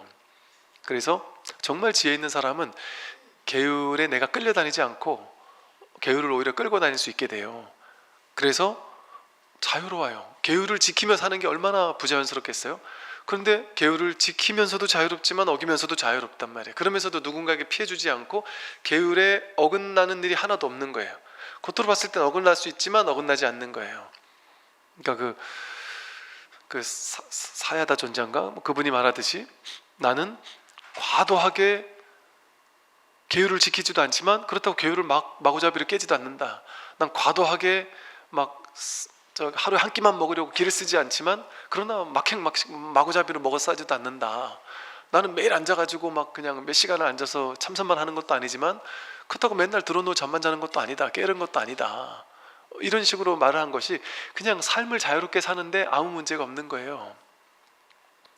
그냥 우리가 봤을 땐 겉에 드러난 어떤 정말 계율을 잘 지키는 모습, 그것을 거룩하다고 생각하는데 그것이 거룩함이 아닐 수 있단 말이죠. 진짜 지혜로운 사람은 계율을 지키는 것에서 어기는 것에서 항상 자유로울 수 있단 말이에요. 그러니까 우리 옛날에 큰 스님들이나 뭐 이런 분들 일화 같은 거 보면 막 겉으로 봤을 땐 막행막식하는 것처럼 보일 수도 있단 말이에요. 그러니까 그런 것들은 어리석은 사람들 눈에는 막행막식하는 사람으로 보이지 정말 큰 스님으로 안 보일 수 있단 말이에요. 근데 이거는 안목을 갖춘 사람 눈에만 그것이 그 사람의 스승으로 보이는 거죠. 마치 어떤 그 스님께서 제자들이 보니까 그 진짜 공부하러 발심하러 온 사람이 아니라 공부하는 상관없이 뭐 그냥 이런저런 온갖 잡다한 일로 와가지고 자기 사욕 채우고 막 이러려는 사람들이 또 있고 막 그러다 보니까 내가 좀 정리를 해야 되겠다 싶어서 어느 날 49절 하고 나서는 고기 같은 거를 막 잔뜩 하라고 그날따라 시켰대요. 막 고기도 막 올려놓고 술도 갖다 놓고 막 이러고 죄를 지내게 시키고 나서는 법당에 앉아가지고 다들 불러가지고 야 이거 같이 먹자 이러고서는 고기도 뜯어 먹고 막 술도 마시고 막 그러면서 노래도 부르고 막 그랬다는 거죠. 그랬더니 많은 여러 스님들이 이제 다 떠나버렸대요. 야 여기는 이제 우리가 공부처가 아니구나. 이 스님의 안목이 어떤지를 볼 눈이 없는 사람들이 떠나겠죠. 그 스님의 법이 확실하다라는 그 법을 볼 수 있는 안목 있는 사람은 겉에 드러난 행위가 어떤 행위를 하더라도 그 안목, 법에 대한 안목을 보고 남아 있겠죠. 그런데 이제 겉에 드러난 계율적인 부분, 이런 행위만 보고 중요하다고 여기는 사람들, 그런 사람들에게는 이런 사람 바른 스승이 아니구나 하고 떠나겠죠, 그죠? 그래서 우르르 떠났다는 거죠. 그래서 그 다음날 이제 몇 명 안 남은 스님들을 모아놓고는 야 됐다, 이제는 쭉정인 다 떠났으니까 이제는 진짜 공부를 한번 하자 해가지고 근기 있는 사람들과 공부를 했다는 거죠. 그러니까 그럴 법도 할 수 있는 것이 옛날에는 이게 은밀하게 법을 전해줘야 됐었다는 얘기를 했었잖아요. 이 법을 전할 때 이게 법이 너무 위험할 수 있거든요. 그러니까 이게 저는 지금은 열린 시대다 보니까 온갖 얘기를 다 하잖아요. 근데 이 법문이 누군가에게는 되게 거슬리게 들릴 수 있고 누군가에게는 되게 가슴 아프게 들릴 수도 있고 누군가는 자기를 욕하는 것처럼 들릴 수도 있고 자기가 하고 있는 것들이 잘못됐다고 이렇게 깨는 것처럼 들릴 수도 있고 심지어는 그 당시 같으면 심지어는 어떤 임금들 입장에서 정치하는 사람들 입장에서 이거 사회를 뭔가 뒤집는 것 같은 이제 이런 어떤 질서를 깨는 것 같은 이런 식의 오해를 할 수 있는 요소도 있을 수 있겠죠, 그죠? 그래서 제자들을 6개월쯤 이렇게 지켜보고 나서 출가시키잖아요. 행자생활 6개월 1년 지켜보고 나서 시키는 이유가 거기 있거든요. 그러니까 아까 그런 일이 그 스님이 괴짜다 이렇게 생각하는 게 아니라 그런 사람들 있잖아요. 그러다 보니까 그 스님이 진짜인지 아닌지를 파악하라고 염탐하라고 보내는, 예를 들어 이런 일들도 있을 수 있는 거예요. 그래서 약간 어떤 뭐 우리 국가를 혹은 임금을 좀 비판한다든지 뭔가 이런 얘기를 하거나 너무 옳은 얘기를 막 너무 하게 되면 사람들이 각성을 하잖아요. 신자들이 그걸 못하게 만들어야 되다 보니까 그런 걸 보냈을 수도 있겠죠. 예를 들면 그러니까 시대적 상황상 그러다 보니까 그런 사람들 쫓아보내기에는 얼마나 좋은 방편을 쓰신 거예요. 그런 사람들 입장에선 그 스님 뭐 그냥 도 같은 거 없어요. 그냥 보니까 매 술이나 처먹고 뭐 그냥 뭐 그닥 훌륭한 스님도 아니라서 신자들한테 영향력도 없겠어요. 이렇게 예를 들면 보고를 할 수도 있겠죠. 이를테면 그런 걸 통해 이렇게 쭉정이들을 쳐낼 수도 있겠죠. 뭐 이를테면 실제 그래서 그런지는 알 수 없지만, 그러니까 그런 식의 지혜가 있으면 이게 지혜가 있고 있는 것과 없는 것이 그 안목이 그거는 차이가 있는 것이죠. 인욕행의 지혜가 없으면 무조건 인욕행의 지혜가 있어야 돼요. 그러니까 이것도 참 어찌 보면 이제 잘못 들으면 또 좀 안 좋아할 사람들이 많은데 옛날에는 스님들이 출가하는 것은 어떤 게 최고의 수행자 스님이었는지 아세요? 스님들이 출가하면 무조건 스승이 훌륭하고 훌륭하지 않은지, 스승의 안목이 나를 깨우쳐줄 수 있는 스승인지 아닌지를 판별하고 가야 되잖아요. 사실은 솔직히 말하면 그게 제일 중요한 거예요. 이게 내가 출가하냐 마냐가 중요한 게 아니라 내가 출가할 때 어떤 스승님 밑으로 출가할 거냐, 이게 사실 제일 중요해요. 삿된 스승님 밑에 출가해버리면 그거는 출가 안 하는 이만 못하잖아요. 그런데 우리 불교 집안에는 한때 이런 게 있었다고요. 행자가 스승을 정하고 오면은 아르마리 분별이다고 그냥 들어와서 아무 데나 정해주는 분 밑에 가면 되지, 이렇게 이제 생각하기도 했었단 말이죠. 왜냐면 아마 그때는 막 거기서 거기였겠죠. 아마 그러니까 그냥 순번대로 이렇게 해라, 이런 뭐 또 질서를 하려니까 그럴 수도 있었을 거예요. 근데 이제 그때 당시는 나는 훌륭한 스승이 누군지를 보고 나는 거기 찾아가겠다, 그래서 저는 이 스승 아니면 안 하겠습니다, 이렇게 얘기하면 저 행자가 말이지 저 너무 이렇게 이렇게 생각할 수도 있었단 말이죠. 근데 사실은 출가하는 그게 중요해요. 제가 그걸 느낀 것이, 출가를 해가지고 그 스승 밑에 한 6개월 살았어요. 그러다가 이분을 보니까 한 3개월 6개월 살아보니까 야, 이분은 영 아니구나, 도도 아니고, 도만 아니면, 그러니까 도락이라도 있으면 현실은 너무 힘들게 하던, 성격이 개떡 같은, 뭐 어떻게 하더라도 내가 도 하나를 보고서 참고 버틸 수 있잖아요. 근데 가만히 보니까 도도 없어. 그런데 성격도 괴팍해, 욕심도 많아, 나를 완전히 거의 뭐 무슨 노가다꾼처럼 써먹고, 야, 여기서 내가 답이 안 나오겠다 싶은 게 한 몇 달 살면 나오잖아요. 누구나 나오거든요. 그런데 정서상 행자하다가 도망친 행자는 약간 안 좋은 뉘앙스를 가질 거 아니에요. 행자하다가 스님 될 사람이 말이지, 3계 대도사가 될 사람이 말이지, 그거 좀 힘들다고 해서 뽀로록 도망치면 되느냐, 이런 식의 생각을 하는 사람도 있을 거 아니에요. 근데 저는 그런 얘기하는 행자님이 나왔다는 행자님이 있었어요. 저는 그 행자님 얘기를 들어보니까 100%가 아니라 200%, 500% 이해가 가더라고요. 근데 그 나올 때 정말 욕먹으면서 나왔대요. 잘하셨다, 정말 잘하셨다, 진짜 지혜 있는 행자님이다. 거기가 아니다 싶고 여기서 내가 답을 볼 수 없다 싶으면, 아니 한 번만 나오는 게 아니라 두 번, 세 번 나와가지고 이절저절 소문 나가지고 내가 찍혀도 어쩔 수 없다. 진짜 훌륭한 스님을 만나는 게 더 중요하다, 사실은. 근데 그러니까 이게 일반 큰 절의 입장에서는 이런 말이 좀 듣기 싫을 수도 있잖아요, 어쩌면.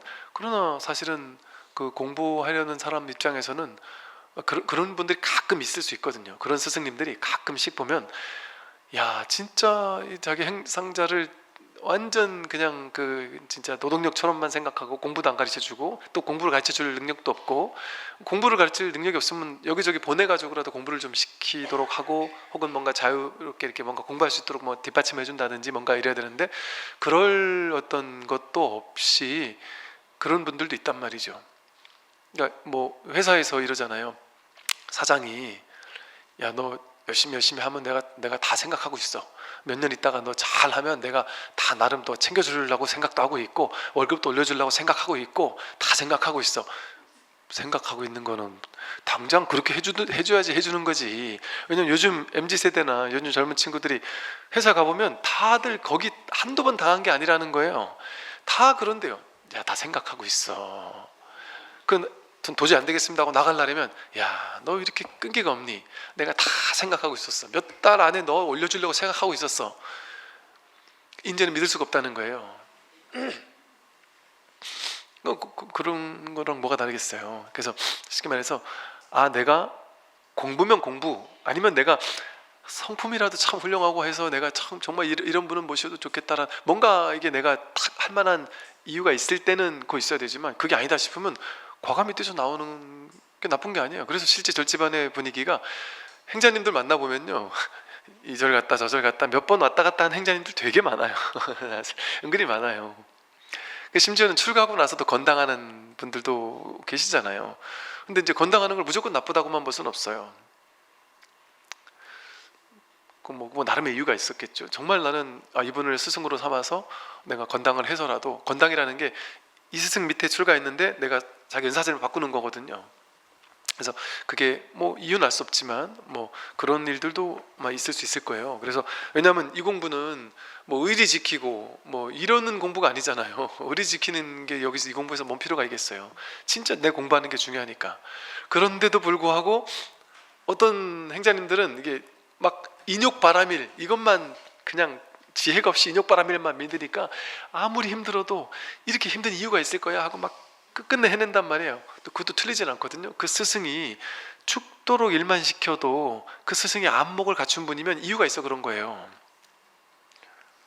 뭐 밀라레빠도 그랬다래고 뭐 다양 많은 스승들 중에 보면 일부러 제자들을 엄청 힘들게 막 그냥 고생시키는 분들도 있어요. 그래서 그 사람이 이러더라도 너가 진짜 이 공부에 대한 헌신이 정말 지극한가를 보려고 하는 분들도 있거든요. 그러니까 그분의 의도가 어떤지를 잘 알아야 되는 거죠. 그럼 그런 분 같으면 나를 뭐 죽이든 살리든 내가 인욕바람을 하면서 버틸 필요가 있는 거겠죠. 근데 그 지혜를 가지고 한번 보겠다 하고 하는 게 아니라 그냥 계속 그러는 사람이라는 게 명확하면 뭐 굳이 그래 있을 필요가 없죠. 그런데 그래야 되는 줄 알고 그냥 출가라는 건 뭐 은사스님 뭐 훌륭한 유무와 상관없이 부처님 법이 좋으니까 무조건 출가해서 거기서 죽자 살자 뭔 일을 지켜도 막 그냥 인욕바람일만 하면서 30년 40년을 버텨야 된다, 그 생각만 한다면 그거는 어리석은 인욕바람일이죠. 그러니까 겉모습만 인욕바람일인 거예요. 인욕에도 지혜가 있어야 된단 말이에요.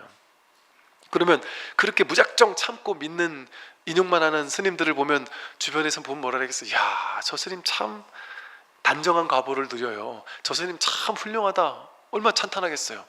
야, 이 힘든 거를 그냥 묵묵히 버텨내면서 저렇게 하는구나. 힘든 걸 묵묵히 버텨내면서도 내 마음속에서 뭔가 법에 대한 굳은 헌신의 믿음을 가지고 법을, 요즘 같으면 사실 또 괜찮기도 해요. 내가 막 여기서 파는 스승이 없더라도 내가 또 어떻게든 내가 인터넷을 통해서든 뭐 어떻게든 공부도 할 수 있으니까 뭐 그럴 수는 있지만, 그래서 이렇게 인욕행에 지혜가 없으면 단정한 야 저 훌륭하다 이런 과보는 받을 수 있겠지만 그게 자신을 정말 이끌어주지 못할 수도 있어요.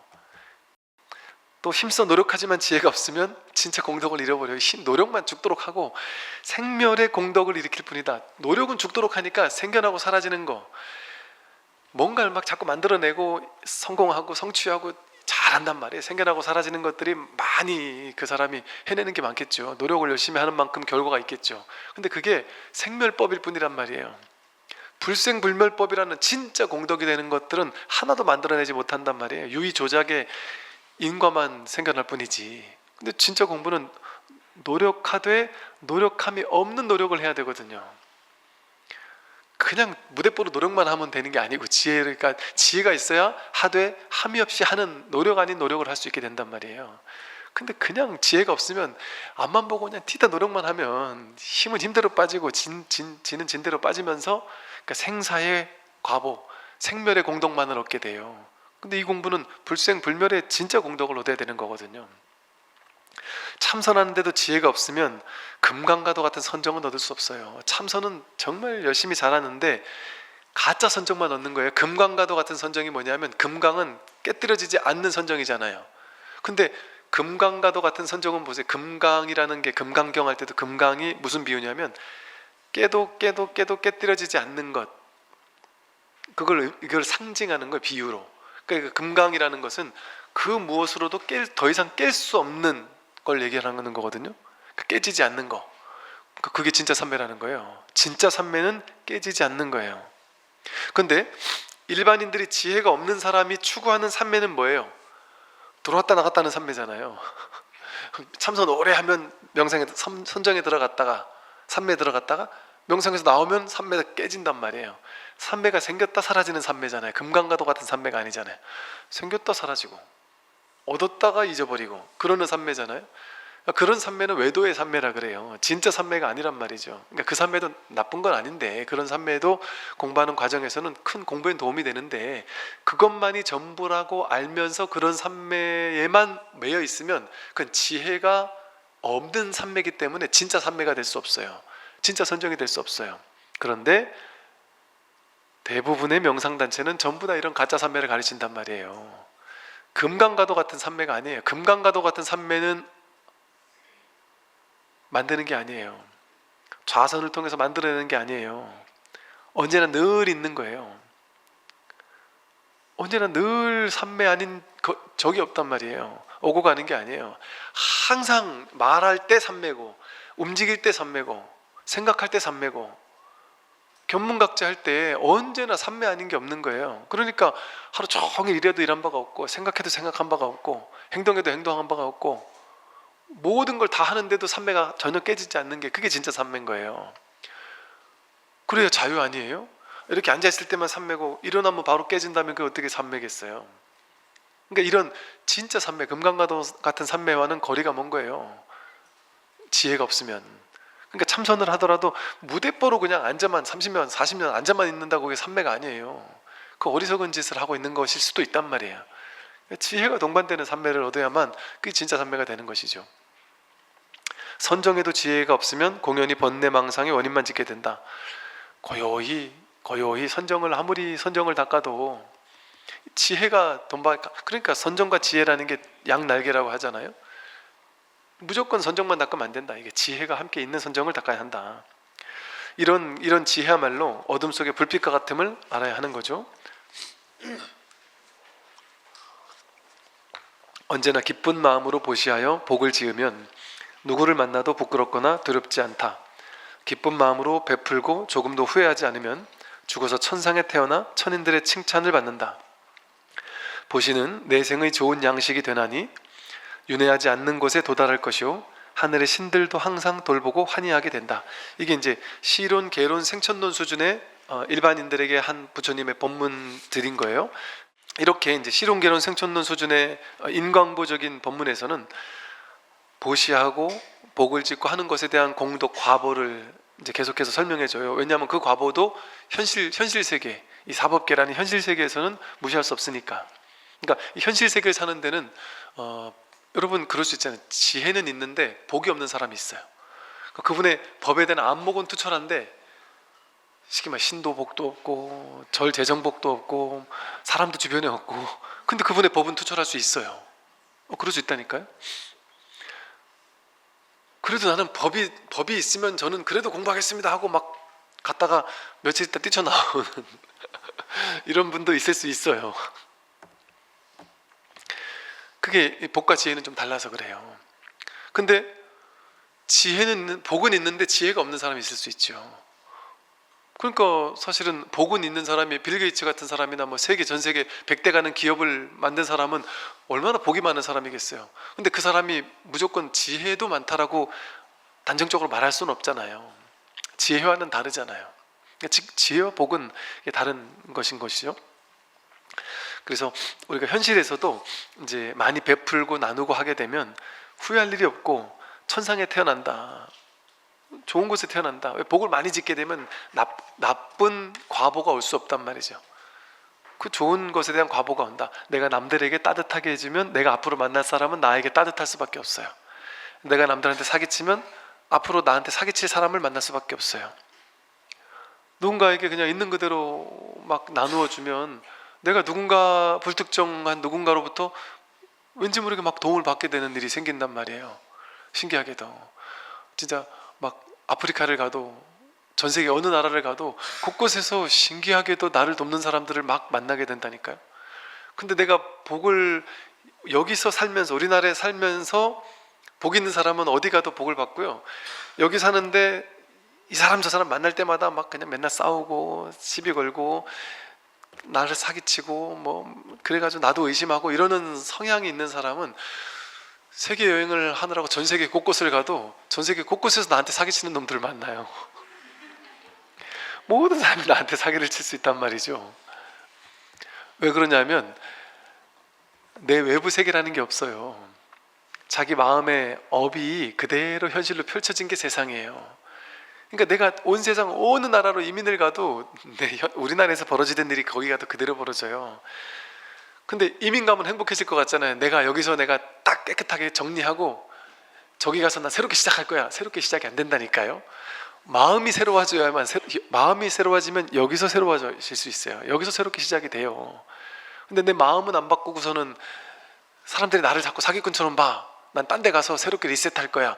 리셋이 안 돼요. 내 마음에 사기꾼, 세상 사람들 사기꾼으로 보는 업이 있다 보니까 그들도 내가 그들을 바라보는 동등한 시선으로 나를 그들도 바라보거든요. 복이 많은 사람은 어디 가도 그 복을 누려요. 전 세계 곳곳에 여러분을 도울 사람들은 쫙 펼쳐져 있다니까요. 그러니까 아마도 그럴 거예요. 그 사람 갑자기 여러분이 아프리카에 갔는데 그 아프리카에서 사람들이 나를 도와요. 근데 어쩌면 그 사람도 평소에는 사기치던 사람인데 여러분을 만나고서 내가 저 사람 왜 도왔지? 나중에 현타가 올 수도 있어요. 아무 도움도 안 되는 걸 내가 저 사람 왜 도왔지? 본인도 몰라요. 인연이 동할 때는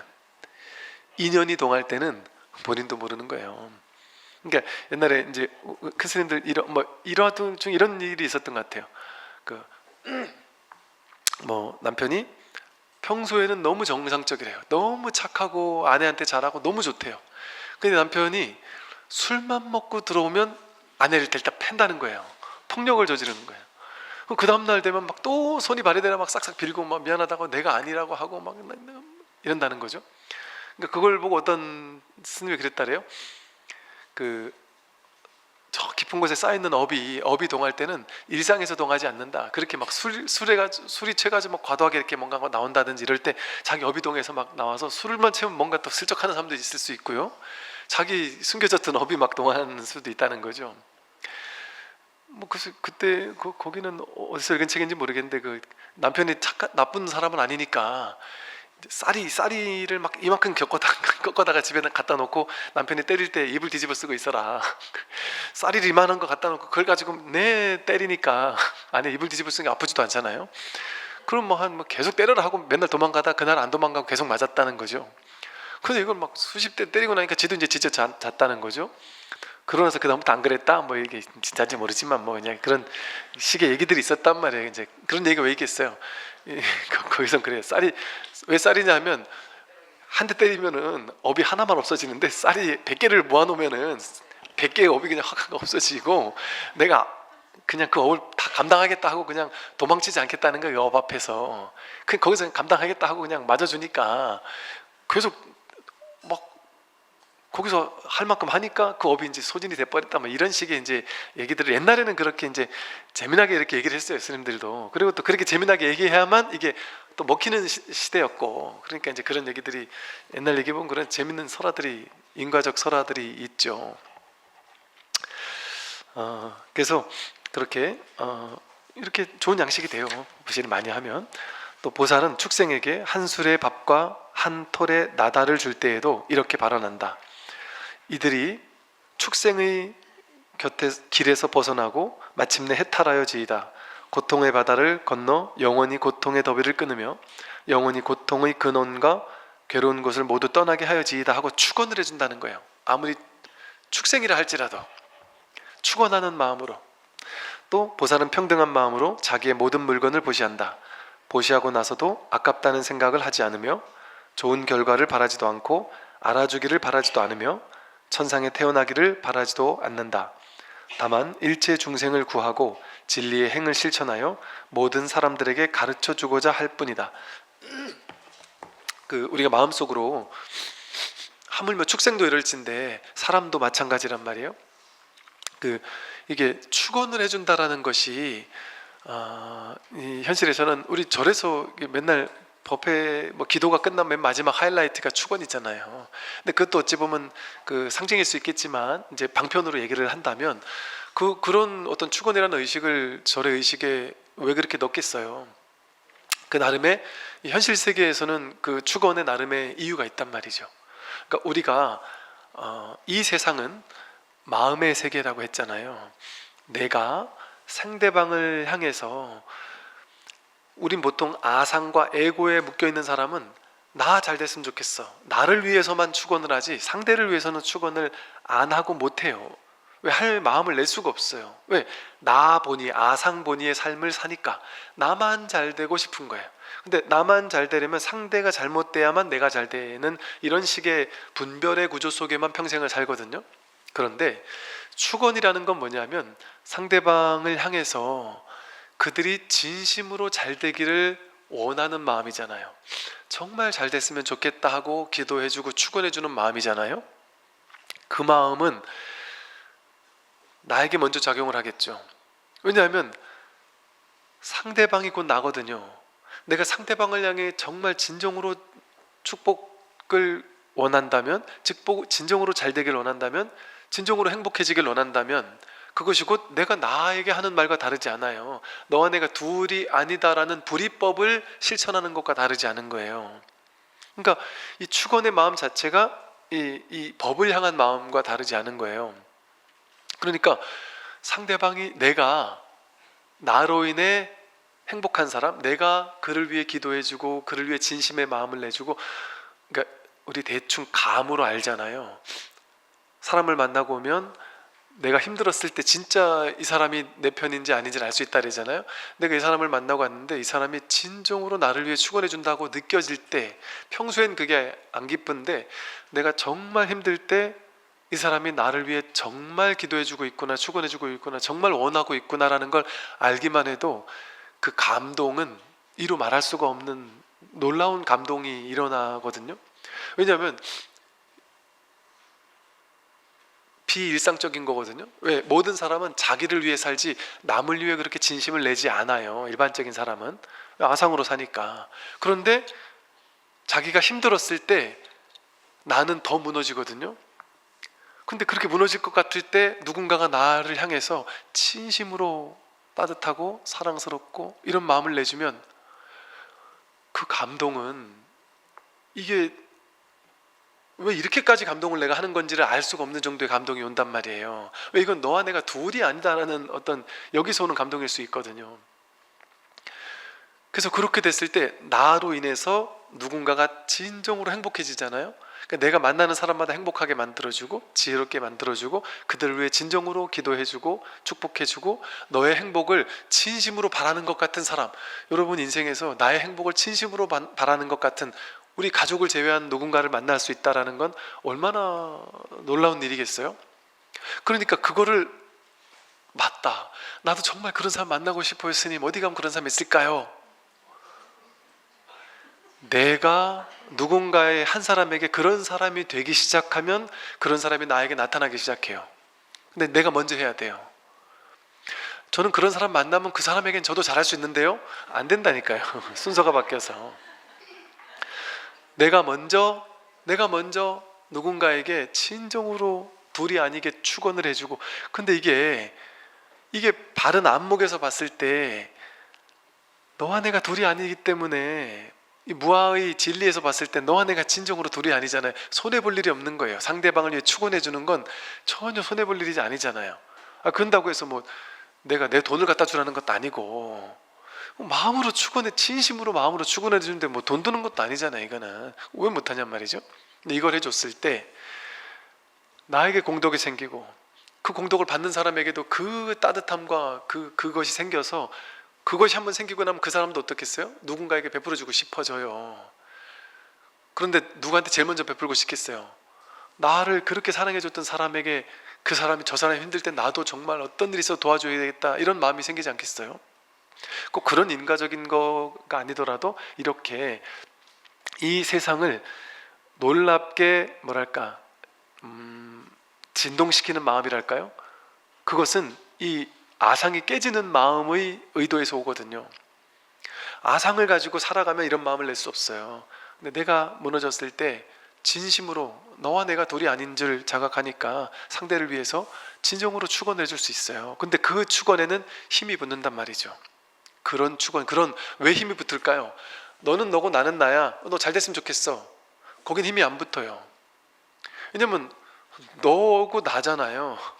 너인데 너한테 내가 마음 내준다고 되겠어요? 근데 내가 나에게 마음 낼 때는 다르잖아요. 자기니까. 그러니까 내가 상대방에게 축원을 해줬는데 그걸 나라고 생각하며 축원해 줬어요. 그럼 그건 내 일이 된단 말이에요. 그건 힘을 붙는단 말이에요. 둘이 아닌 이 원천의 자리에서 나오는 거기 때문에. 그러니까 스님들이 그렇게 힘들어서 축원 카드를 읽고 하시는 이유가 있지 않겠어요?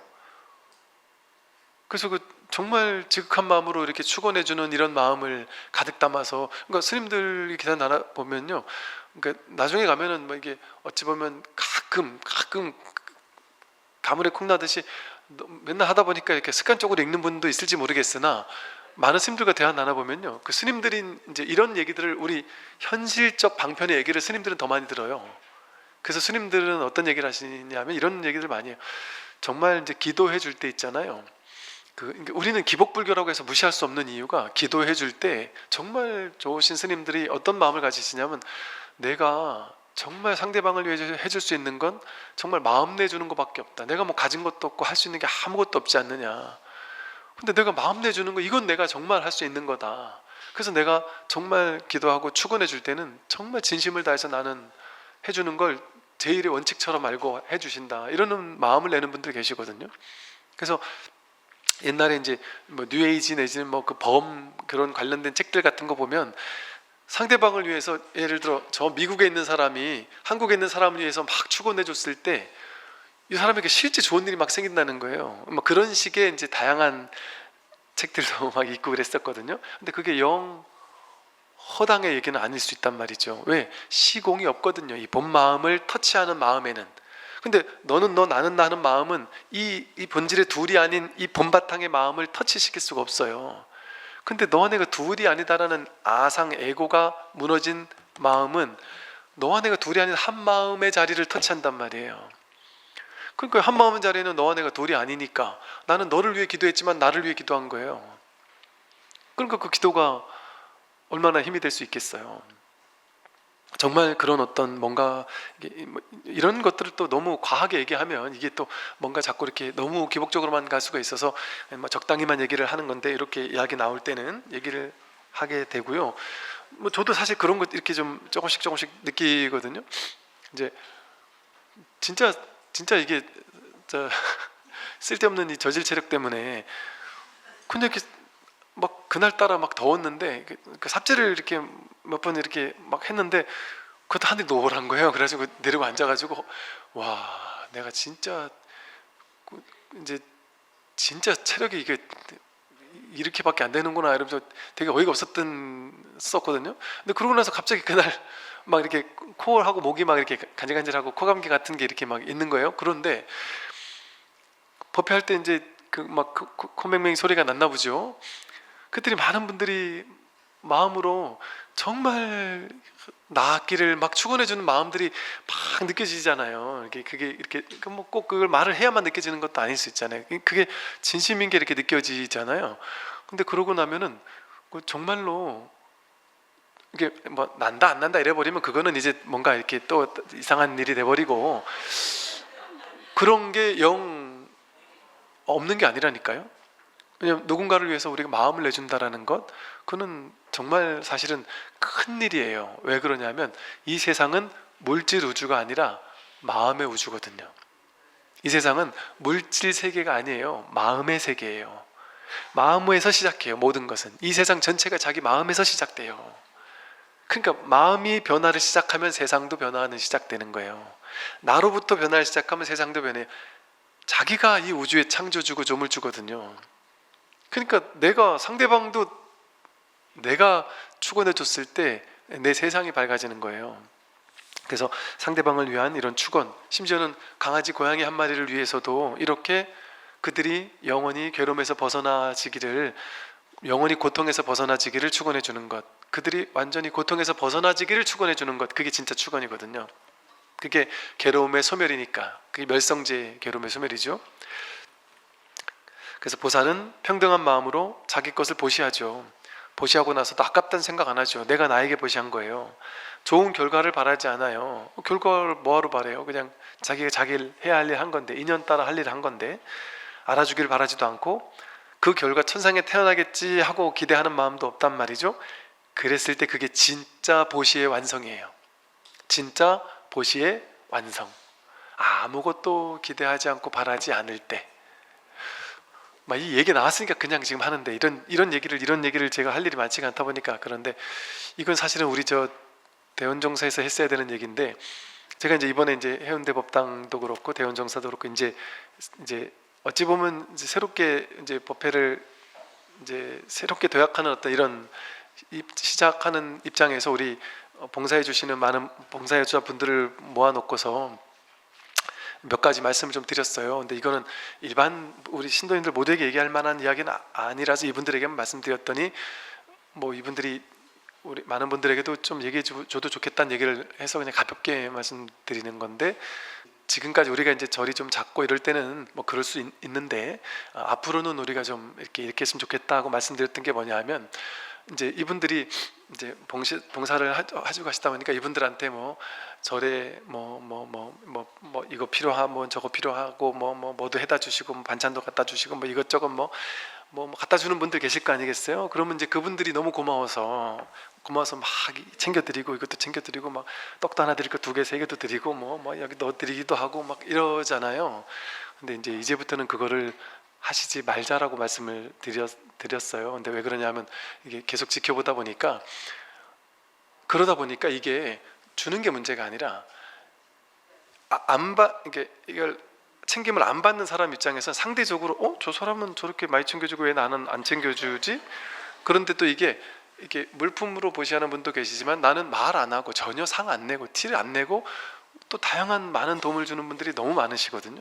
그럼 그분들은 속으로 나도 말 안 해서 그렇지 나도 한 챙김 받을 일이 했는데 저렇게만 하지 하고, 그래서 이것이 우리는 좋은 마음이라고 했는데 또 누군가에게 이게 약간 차별적 요소가 될 수도 있는 게 있을 수 있어서, 그래서 그냥 모두에게 그냥 마음으로 이렇게 그 감사를 표현하고 하는 것이지, 이게 특별한 분을 이렇게 너무 고맙다고 했을 때 오히려 다른 분들에게는 상대적으로 이렇게 평등이 깨질 수 있는 이런 일이 있을 수 있어서, 뭐 아무 보시 하나도 안 한 사람, 어마무시하게 보시한 사람, 뭐 매주 뭔가 먹을 걸 챙겨다 주는 사람 상관없이 그냥 똑같이 그냥 앞으로는 이제 우리 이렇게 했으면 좋겠습니다 이렇게 얘기를 했었어요. 이제 그랬더니 이제 그분들이 또 혹시나 당황하실 수 있으니까 얘기를 한번 해달라는 얘기를 하길래 이런 얘기를 한번 해봤어요. 그래서 이렇게 그냥 이런 거예요. 정말 저는 너무 사실은 감동을 제 혼자 그냥 너무 많이 받았거든요. 이번에 이런저런 많은 뭐 이런저런 일들 하고 하면서도 정말로 정말 보살 분들이 많으셔요. 그래서 정말 이렇게 결과를 바라지 않고 알아주길 바라지 않고 티내지 않고 뭔가를 바라지 않고 그냥 이렇게 하는 분들이 세상에는 너무 많으신 것 같아요. 그리고 그게 되게 놀라워요. 이게 왜냐하면 제가 저부터도 그렇고 모든 사람들의 그 속성, 왜냐면 자기를 생각할 수밖에 없는 아상의 속성을 아는데 이렇게 자기를 아상을 거스르는 일이거든요. 나누고 보시하고 베푼다는 것 자체가 아상을 거스르는 일이거든요. 그렇기 때문에 사실은 공덕이 있는 것이고, 근데 이 아상을 거스르는 일은 실천하기가 쉽지가 않아요, 사실은. 그래서 그것을 이렇게까지 무주상보시로 상을 내지 않고 한다면 그것이야말로 정말 큰 공덕이 되는 이런 거라는 얘기를 이렇게 하고 있는 거예요. 또 똑같은 얘기예요. 지혜 있는 사람은 힘들여서 착한 일을 하고도 자기가 한 선행에 매달리지 않는다. 선행을 하고서도 그것을 잊어버리지 못하면 교만한 마음이 생겨 윤회의 굴레를 벗어나지 못한다. 선행을 하고서도 그것을 잊어버릴 줄 아는 사람이라야 모든 번뇌망상에서 벗어날 수 있는 것이니 부지런히 선행하되 마음에 집착을 두지 마라. 내가 했다는 상 없이 베푸는 순간 이거는 아상을 거스르는 행위가 되잖아요. 그러니까 이 근원자리에서 하는 행위가 된단 말이에요. 그러니까 그것 자체가 무주상보시의 놀라운 공덕이란 말이에요. 근데 이제 이 여기까지는 무량한 공덕을 탁 베풀고 나서 이제 뒤에 가서 이거 누가 좀 알아줘야 되는데 누가 봤나 안 봤나, 이거 안 받는 거 아니야, 이거 누가 좀 사진이라도 찍어서 SNS에 몰래 올려줬으면 기가 막힌데 뭐 예를 들어 이런 생각을 한다거나, 내가 이렇게 했는데 뭔가 이렇게 상이 안 난다거나 뭔가 이런 생각을 할 수는 있죠. 우리는 할 수는 있으나 그냥 그것을 그냥 이렇게 또 스스로 이렇게 조복받고 거기 그렇게 하지 않고 그냥 정말 무주상보시로서 딱 거기서 끝낼 수 있다면 그것 자체가 수행거리인 거예요. 그 자체가 아상을 거스르는 공부가 되고, 그래서 복을 베풀고 선행을 하고 나면 그 선행을 내가 실천했다 하는 생각을 잊어버리는 게 가장 좋죠. 그건 어디 가지 않아요. 이 법계에서 다 자기 거예요, 자기 거. 근데 이거를 내가 입으로 확 얘기해버리면 이게 자기 게 안 되잖아요. 왜냐면 자기가 막 좋은 일 해놓고 나서 가만히 있으면 진짜 훌륭한 사람 같잖아요. 우리 느낌에 왠지 이미지가. 근데 착한 일을 많이 하는데 입으로 다 까먹는 사람 있잖아요. 이 뭔가 말하고 싶어 죽겠는 거예요. 그래서 야 내가 이렇게도 했고 저렇게도 했다 그러면 남들이 와 잘했다고 안 하잖아요. 아 또 시작했다. 그래 네 잘났다. 그래. 그래서 저럴라 왜 저걸 하지? 차라리 하지를 마. 그래서 안 하는 이만 못한 것처럼 이렇게 까먹는 일도 생겨요. 그러면 자기가 해놓고 나서 자기 해먹은 공덕을 오히려 까먹으니까 더 역효과가 오기도 하죠. 그러잖아요. 그러니까 이게 신기한 거예요. 이게 이 중생세간이 되게 신기한 거예요. 어차피 똑같이 베푼 건데 그걸 입으로 입으로 해버리면 그게 오히려 더 마이너스가 되고, 입으로 얘기를 하지 않아 버리면, 잊어버리면 그게 훨씬 더 큰 공덕이 되잖아요. 그러나 아예 드러나지 않아서 다들 까먹을 수도 있지만 그게 법계에서는 다 알고 다 본단 말이에요. 우주법계에서는. 우주법계 부처님이 알아주면 되지, 뭐 누가 남들이 알아주면 그게 오히려 뭐 별로 좋을 게 아니란 말이죠. 사물에 통달한 사람이 평화로운 경지에 이르러 이와 같이 선언하라. 살아있는 모든 것은 다 행복하라, 평안하라, 안락하라. 마치 어머니가 목숨을 걸고 외아들을 지키듯이 모든 살아있는 것에 대해서 한량없는 자비심을 바라라. 또한 온 세계에 대해서 무한한 자비를 행하라. 위로 아래로 옆으로 장애도 원한도 적의도 없는 자비를 행하라. 서 있을 때나 길을 갈 때나 앉아 있을 때나 누워서 잠들지 않는 한 언제나 이 자비심을 굳게 가지라. 이게 이제 수타니파타에 나오는 그 자비경이죠. 자비경, 자비관이라고도 하는 아주 유명한. 그래서 이제 남원불교에서는 스님들도 제가자들도 우리 반야심경 외우듯이 남원불교에서는 이렇게 자비관, 이 자비경을 반야심경처럼 늘 외우고 다닌다고 그래요. 그래서 이게 뭐냐면 아까 말한 그 축원의 정신이에요. 자비심을 가지고, 내 안에 있는 자비심은 어디서 나와요? 내가 자비심을 낼 수가 없어요. 나는 자비심을 일으킬 수가 없어요. 내가 일으키는 자비심은 동체 대비의 근원에서 오는 자비심이 아니라 내가 착한 일을 하면 뭔가 받겠지 하는 그 계산에서 오는, 아상에서 오는 작은 실천이거든요. 그거는 진짜 자비심이 아니에요. 그런데 나와 너를 둘로 나누지 않는 데서 오는 진정한 아상이 깨지는 이 자리에서 오는 자비심은 온 우주법계 전체에 동시에 퍼져나가, 비국지성으로 동시에 퍼져나가는데 시간이 걸리지 않는단 말이에요. 내가 진실한 마음으로 일체 중생을 모두 행복할 수 있기를 축원하고 평화로워지기를 축원하고 그들이 진정한 행복과 안락을 얻기를 축원해 줄 때 그 마음은 동시간대에 이 우주법계 전체에 일시 전파를 완료한단 말이죠. 말로 한다면. 이게 양자물리학에서는 이런 걸 실제로 막 검증해내고 그러거든요. 내가 마음을 일으키면 이 마음을 일으킨 게 비국지성이라는 거예요. 국지적이지 않다는 거예요. 우리가 돌을 한번 호수에 던지면 이 여운이 이렇게 파장이 점점 시간대별로 퍼져나가잖아요. 그런데 우리의 이건 유의 조작의 유의의 물질 세계에서는 이렇게 인과적으로 점점 퍼져나가는데 그 밑에 있는 한바탕의 마음, 한마음의 마음이 본질적인 이 마음자리에서, 이 마음은 본 마음에서는 둘이 아니고 시간이 없고 공간이 없어요. 오로지 하나예요. 곧장 접속하는 거예요. 그러니까 이 자리에서 나오는 나라는 아상이 자비관을 하는 게 아니고 이거 하니까 좋다더라 하고 외우는 거는 나라는 아상이 나한테 좋으려고 하는 거잖아요. 근데 나라는 아상이 나한테 좋으려고 하는 그 생각 없이 정말 내 마음의 근원 자리에서 진심으로 일체 중생들을 향해서, 일체 중생들이 나와 둘이 아니니까 내가 완전히 깨닫지 못했다 할지라도 일체 중생이 나와 둘이 아니니, 이 둘이 아니니 한마음 자리에서 진심으로 일체 중생 모두가 살아있는 모든 것은 다 행복하기를, 다 평안하기를, 다 안락하기를 지극한 마음으로 외우고, 마치 어머니가 목숨 걸고 외아들을 막 지키는 것 같이 일체 살아있는 것에 대해서 한량없는 자비심을 바란다. 왜냐하면 일체 중생들, 하다못해 미물에 이르기까지 일체 모든 중생들은 내 아들 아닌 게 없거든요. 왜? 내 마음에서 나왔으니까. 전부 다 내 마음에서 나온 내 자식들이에요. 전부 다 나와 다른 것처럼 보이는 이 일체 중생 모두가. 그러니 부모님이 내 자식 잘 되기를 얼마나 축원하겠어요. 근데 그거는 내가 내 자식 잘 되길 축원하는 건 아상에 입각한 거잖아요. 내가 내 자식 잘 되길. 그럼 남들보다 내 자식 더 잘 되기를 원하는 거잖아요. 근데 이 자비관은 완전 결을 달리하는, 우리가 한 번도 일으켜 본 적이 없는 마음인 거죠. 일체 중생을 하다못해 미물에 이르기까지 살아있는 일체 모든 이들은 진정으로 다 행복하라, 평안하라, 안락하라 하고 축원하는 이 마음은 곧장 우리의 근원의 본래 한 마음, 이 마음자리에 가 닿아서 이 일체 온 우주 전체에 곧장 영향을 미칠 수 있단 말이죠. 또한 온 세계에 대해서, 이 온 우주법계 전체, 온 세계가 내 마음이거든요. 근데 이 온 세계에 대해서 무한한 자비를 행하는 거죠. 이게 언뜻 들으면 좀 허황된 것처럼 느껴요. 내가 내 옆집 사람도 자비롭게 못 해주잖아요.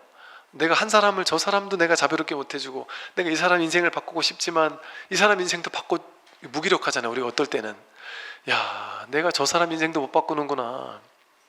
여러분, 막 스님들은 막 수많은 사람들의 괴로움을 막 없애주니까 대단하다. 와, 저분 만나기만 하면 내 모든 괴로움 없애지겠지? 안 그래요. 그런 망상을 좀 하지 마시고 만약에 그런 일이 있다면 여러분이 저 스님이 무슨 말을 하더라도 너무 엄청난 영향을 미칠 거야라는 그 믿음을 가지고 오니까 그 자기 마음속에 있는 그 스님에 대한 엄청난 믿음이 그거를 가능하게 만드는 거예요. 실제 그 스님의 법력이 그걸 가능하게 한 게 아니에요. 그 어떻게 하신 줄 아세요?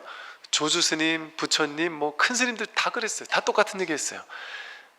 깨닫고 나면 절대 자기 고향 가지 마라.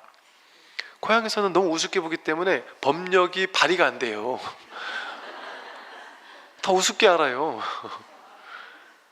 여러분, 제가 여러분들에게 막 얘기를 해주면요, 여러분 중에 정말 죽을 것 같은 괴로움에 처한 분들조차 제 얘기를 듣고 큰 위안이 됐다고, 위로를 받았다고, 그래서 너무 신기해요. 왜 신기한지 아세요? 제가 제 형제자매, 우리 가족들, 우리 부모님, 우리 친지들, 뭐 이런 사람들한테 얘기해 주는 게 안 먹히거든요. 그래서 깜짝깜짝 놀래.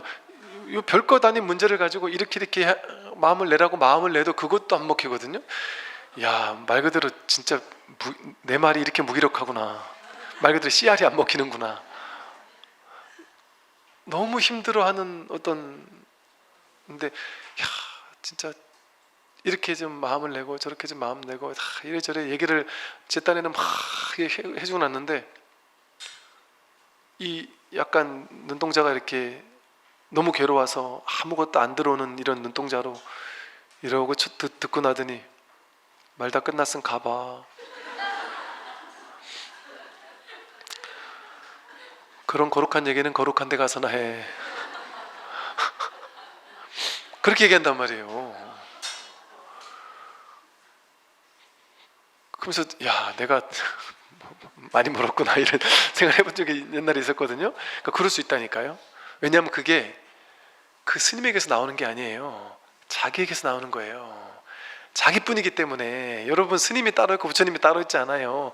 내가 스님을, 부처님을 받아들일 준비가 되어 있는 사람에게 자기 부처가 드러나는 거지, 내 바깥에 부처가 따로 없어요. 그러니까 그 스님을 통해서 자기에 있는 불성을 내가 일깨우는 것이지, 그 스님이 그러니까 부처님도 깨닫지 못하게 하잖아요. 부처님도 법문을 했는데 모든 사람을 깨닫게 하지 않았잖아요. 부처님도 똑같았을 거예요. 부처님도 얘기를 했는데도 안 먹히는 사람도 있다니까요.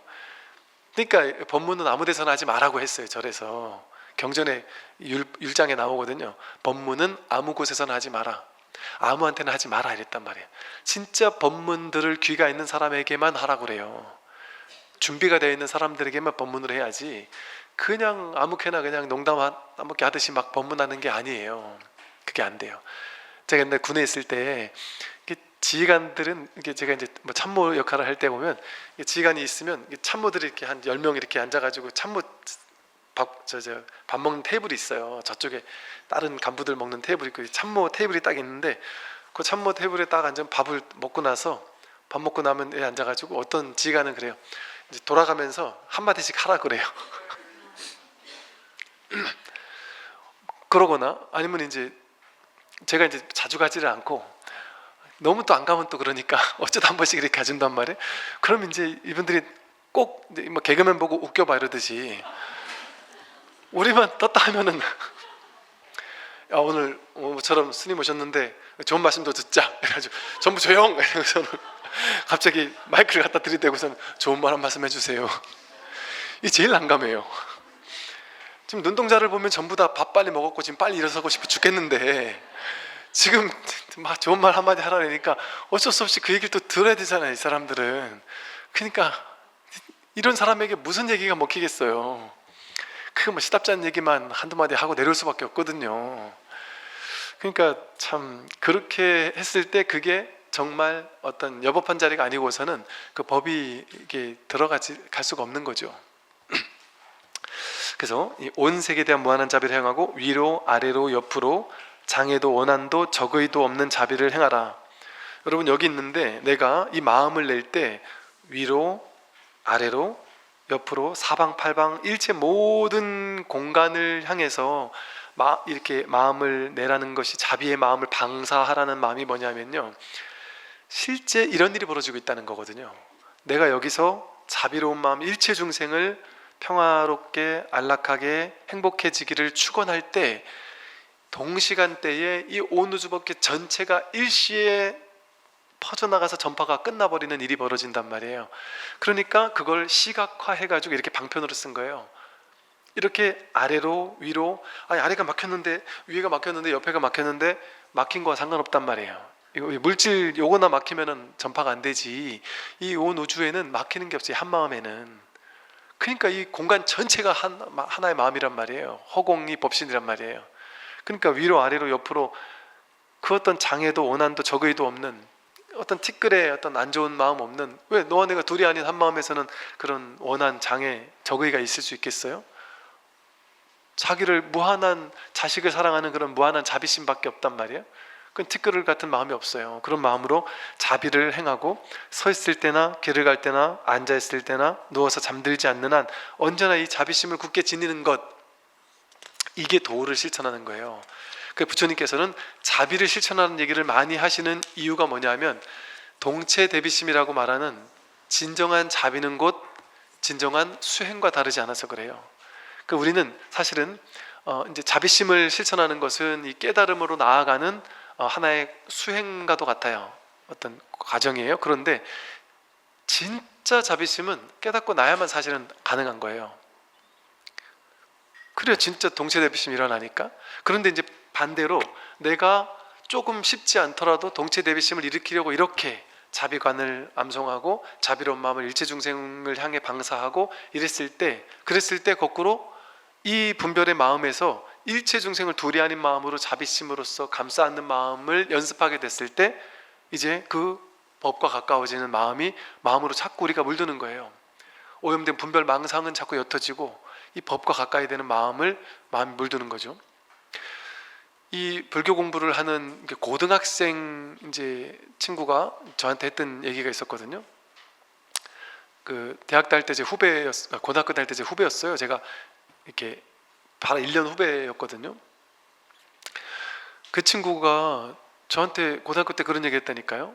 이 자비관을 공부하고 나서 계속 이걸 실천한 거예요. 그래서 꽤 오랜 시간이 지나고 나서 저한테 그 얘기를 하더라고요. 넌 뭐 어떻게 공부를 해? 이랬더니 그 친구가 저한테 그래요. 너는 기도할 때 뭐 하느라고 그렇게 오래 앉아 있어? 이렇게 물어봤어요. 그때 그 친구가 법당에 와서 항상 자기 기도를 한참 해요. 그러다가 이렇게 또 법회 시작을 그러거든요. 넌 뭐를 그렇게 하니? 이렇게 물어봤더니 그 친구가 뭐라냐면, 저는 이렇게 어떻게 기도하고 이런 잘 모르니까 옛날에 자비관 공부한 게 있으니까 이렇게 앉아가지고 내 가까운 사람에서부터 점점 이게 이 자비관 전문을 공부해보면 그게 나오거든요. 처음에 내가 사랑하는 사람에게 더 쉽잖아요. 가까운 사람, 사랑하는 사람, 조금 인연이 있는 사람, 또 인연이 있는 듯 없는 듯 하는 사람, 그러다가 이제 조금 먼 사람, 내가 심지어는 좀 더 미워하는 사람, 그러다 나중에는 원한 있는 사람에게까지 전체를 이제 방사하고, 그러다 온 우주 전체로 이렇게 방사하거든요. 그 친구가 그러더라고요. 저는 처음에는 우리 우리 집, 우리 가족, 그리고 우리 학교, 내 친구들, 나와 인연 맺은 사람들, 그러다가 나중에는 이 우리 마을, 우리 신의 전체, 신의 전체를 시각하면서 그 전체 내 마음의 이 무한한 자비심이 우리 신의 전체를 따뜻하게 물들이는 상상을 하고, 그러면서 진정으로 이렇게 자비심을 막 내는 마음을 내고, 그러다가 우리 대한민국 지도를 상상하면서 우리나라 전체가 이 무한한 자비심으로 물결치기를 이렇게 상상하면서 이 마음이, 내 마음은 작은 마음이지만 이 근원에 있는 이 부처님 불성이라고 하는 이 마음에서 일체 모든 자비심이 막 퍼져나가기를 이렇게 상상하고, 그러다가 이 지구 전체를 상상하고, 그러다 우주 전체를 상상한대요. 그 말이 저는 그때 고등학생 때인데 되게 충격적이었어요. 이 어린 아이가 어떻게 이런 마음을 내면서 이렇게 공부를 할 수가 있지? 그랬었거든요. 그래서 그런 어떤 마음을 내는 것, 그게 이제 하나의 좋은 방편이 될 수 있어요. 이렇게 자비심을 방사하는 마음. 여기까지 말씀드리겠습니다. 성공하십시오.